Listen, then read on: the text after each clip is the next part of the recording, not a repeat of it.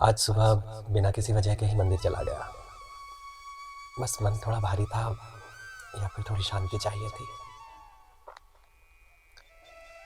मंदिर की सीढ़ियों के पास पहुंचा और चलने लगा, धीरे धीरे एक एक कदम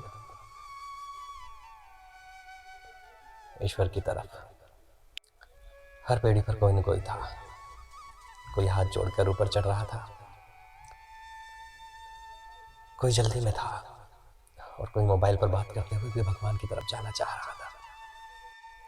जैसे जैसे ऊपर बढ़ रहा था, मन में कई सवाल उठ रहे थे। क्या सच में भगवान हमें सुनते हैं या सिर्फ हम अपने मन को बहलाने आते हैं यहाँ पर।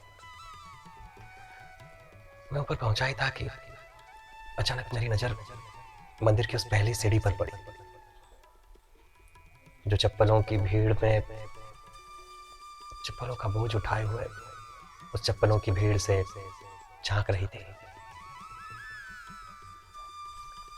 तो सभी पेड़ियों की तरह, मगर कुछ अलग है। जैसे उसे एक कुछ खास जिम्मेदारी मिली हो। लोग उसे ऐसे पार कर रहे थे जैसे उसका कोई मतलब ही नहीं हो। कितना अजीब है ना हम मनुष्यों के सोचने का ढंग।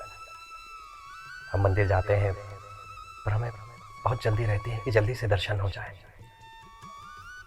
कैसे भी करके हम प्रतिमा के समक्ष पहुंच जाएं और दर्शन कर लें।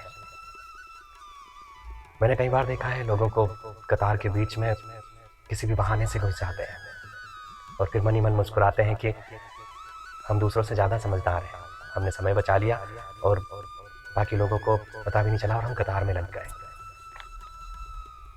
क्या लगता है दोस्तों कि जिस सर्वशक्तिमान के घर पे आप आए हैं, उसकी शरण में आप आए हैं, क्या वो ये नहीं देखता?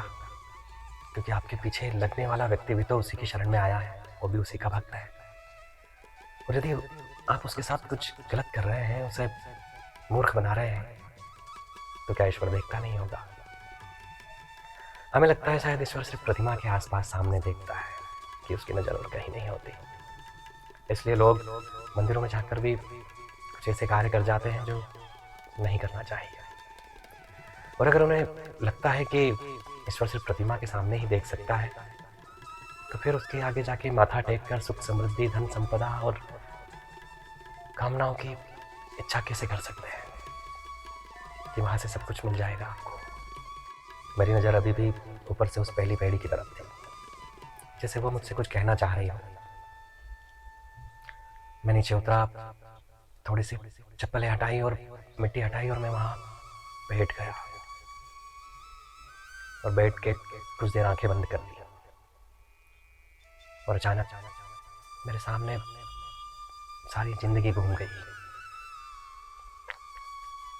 वो बचपन की छोटी छोटी खुशियां जब बिना बात के ही हंस लिया करते थे, वो माँ की डांट लेकिन जिसमें प्यार छुपा था, वो दोस्त जो अब नहीं रहे, वो सपने जो कहीं पीछे छूट गए। उस पर पेड़ी पर बैठे हुए, उस पेड़ी पर बैठकर जब मैंने हाथ रखा तो मुझे यह एहसास हुआ कि जैसे वो पेड़ी कह रही हो कि तुम हमेशा ऊपर जाने की जल्दी में थे, तुमने थोड़ी देर रुकने की नहीं सोची, कुछ पल ठहरने की नहीं सोची, उन पलों को समझने का विचार नहीं किया। जैसे वो पेड़ी मुझसे कह रही हो कि अभी भी तुम ऊपर उस भगवान को ढूंढने जा रहे हो, लेकिन वो तो कहीं भी हो सकता है।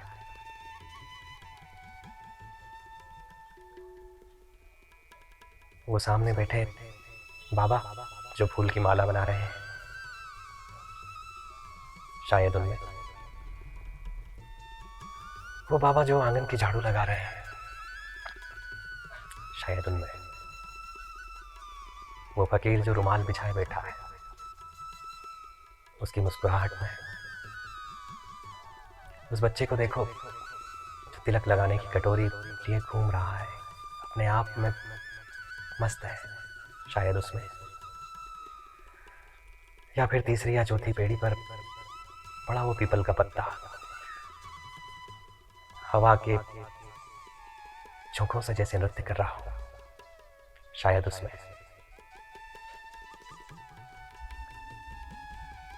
अब ये तुम्हारी विचारधारा में निर्भर करता है कि तुम उस सर्वशक्तिमान को कहां देखते हो।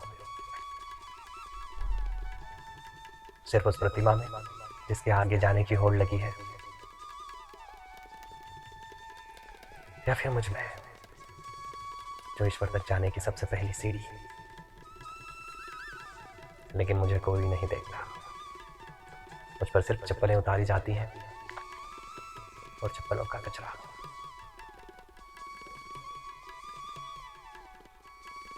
कुछ देर बाद जब होश आया तो फिर धीरे से उठा और फिर दर्शन किए, लेकिन इस बार कुछ मांगा नहीं। बस दिल से एक आवाज आई कि धन्यवाद उस मंदिर की पहली पेड़ी के लिए जिसने मुझे खुद से मिलाया। और जब वापस आया तो एक लोटा जल लिया, उस पेड़ी को साफ किया, उस पर जल चढ़ाया और श्रद्धा से प्रणाम करके वापस चला आया। और घर आते आते मन में बस यही विचार चल रहे थे कि जिंदगी भी शायद ऐसी ही है। हम मंजिल पर पहुंच तो जाते हैं, पर शुरुआत की वो पहली पेड़ी भूल जाते हैं, क्योंकि मंजिल पर पहुंचना इतना महत्वपूर्ण नहीं है, उसकी शुरुआत महत्वपूर्ण है। यदि हम शुरू नहीं करते तो मंजिल पर भी नहीं पहुंच पाते। दोस्तों, बात अगर अच्छी और सच्ची लगी हो तो लाइक कीजिएगा, औरों तक भी पहुंचाइएगा और साथ बनाए रखिएगा। फिर ऐसे ही किसी अच्छी और सच्ची बात के साथ मिलेंगे किसी अगले वीडियो में। नमस्ते।